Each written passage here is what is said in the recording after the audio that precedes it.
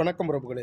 நான் உங்கள் ஐயனார், துபாய் அபுதாபியிலிருந்து. இப்போ பாருங்கள், கோயம்புத்தூர் மாவட்டத்தில் தடாகம் என்ற பகுதியில் கிட்டத்தட்ட 185 செங்கல் சூளைகளுக்கு அனுமதி இல்லாமல் இந்த செம்மண் சவடு அள்ளி அநியாயம் பண்ணியிருக்காங்க.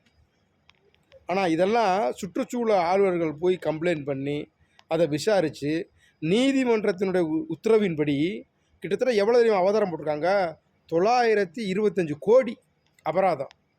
இப்போ பாருங்கள், 925 கோடி அபராதம் போட்டிருக்காங்கன்னா நீதிமன்றமே, அப்போ அதில் எவ்வளவு லாபம் பார்த்துருப்பாங்க இந்த மண்ணில். இதெல்லாம் யார் தட்டி கேட்கணும்? இதெல்லாம் அரசியல் கட்சிகளுக்கு தெரியாமல் நடக்குதா? சொல்லுங்கள் பார்ப்போம். இல்லை தெரியாமல் பண்ண முடியுமா? இதெல்லாம் மக்கள் விழிப்புணர்வே இல்லைங்க. ஏன்னா ஒன்று ஆளுங்கட்சி பண்ணும், இல்லைன்னா எதிர்கட்சி பண்ணும். 2 கட்சி தானே தமிழ்நாட்டில். இவங்களுக்கு தெரியாமல் மண்ணை அள்ளிட முடியுமா? இல்லை மண்ணை கடத்திட முடியுமா? செங்கச்சூளைகள் நடத்திட முடியுமா? 185 செங்கச்சூளைங்க அனுமதியே இல்லாமல் செயல்பட்டுருக்கு. இதுக்கெல்லாம் யார் காரணம்? அரசு அதிகாரிகளும் இந்த மக்களும் தாங்க பொறுப்பு. மக்கள் என்னென்னா, இது நமக்கு தேவையில்லைங்க, இது நமக்கு தேவையில்லை, நம்ம பொழப்பை பார்த்துட்டு போயிடணும். இந்த மாதிரி நமக்கு தேவையில்லைன்னு போகும்போது தான் இந்த மாதிரி அநியாய அக்கிரமம் நிறைய நடக்குது. ஆனால் இந்த அரசாங்கத்துக்கு தெரியாமல் இருக்குமா? இல்லை அரசு அதிகாரிகளுக்கு தெரியாமல் இருக்குமா? இல்லை கோயம்புத்தூர் மாவட்டத்தில் இருக்க காவல்துறைகளுக்கு தெரியாமல் இருக்குமா? இவ்வளவு முறைகேடு நடக்குது தெரியாமல் இருக்குமா? எல்லாமே தெரியுமுங்க. ஆனால் தெரிஞ்சும் தெரியாத மாதிரி தான் இருக்காங்க. இப்போ யாருக்கு நஷ்டம்? தமிழ்நாடு அரசுக்கு தானே நஷ்டம். இத்தனை கோடி ரூபா அபதாரம் போடுறாங்க. அப்போ இத்தனை கோடி ரூபா அபதாரம் போட்டாங்கன்னா அப்போ அதுலேருந்து எவ்வளவு லாபம் பார்த்துருப்பாங்க? கொஞ்சம் யோசிச்சு பாருங்கள்.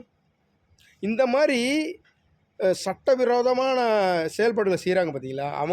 அவங்ககிட்ட இருக்க சொத்து பத்தெல்லாம் மொத்தமாக பிடுங்கி அரசாங்கமே அவங்கள சீஸ் பண்ணணும். மொத்த சொத்தையும் பிடிங்கிடணும். சீஸ் பண்ணி மக்களுக்கு கடனை ஏற்றாமல், தமிழ்நாடு அரசு ஏற்கனவே கடனை வாங்கி தான் அரசாங்கம் நடத்திக்கிட்டு இருக்கு. இந்த மாதிரி குளறுபடிகள் செய்யாமல் மக்களுக்கு வருமானம் என்ன வருமோ அந்த மாதிரி வேலையில் பார்த்து கொஞ்சம் குறைச்சா நல்லாயிருக்கும். இது என்னுடைய கருத்து உறவுகளை. ஏன்னா 925 கோடி அபராதம் போடுறாங்கன்னா பாருங்கள், எவ்வளவு பணம்னு மட்டும் பாருங்க. நம்ம கோடியை எங்கிட்டு பார்க்குறது?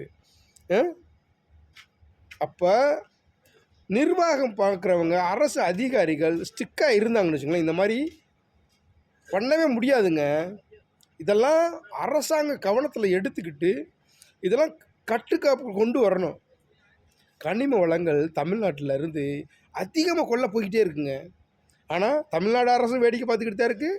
தமிழ்நாடு அரசில் இருக்க அரசு அதிகாரிகளும் வேடிக்கை தான் பார்த்துக்கிட்டு இருக்காங்க. யார் தடுத்து நிப்பாட்டுவா?